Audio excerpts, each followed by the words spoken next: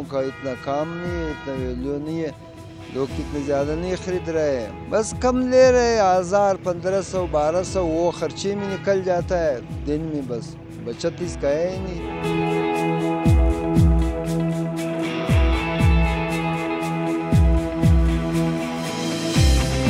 किताबें आज भी लोग पढ़ते हैं, लेकिन जो तरीक़ाकार बिल्कुल चेंज हुआ है। पहले लोग किताब पढ़ते थे, लेकिन अब जो है पूरा एक लाइब्रेरी आपके हाथ में आ गया है मोबाइल में, जैसे कि PDF फाइल में तमाम किताबें आपको जो है व्हाट्सएप पे मिल जाती हैं या नेट पर आपको जो है आसानी से मिल जाते हैं।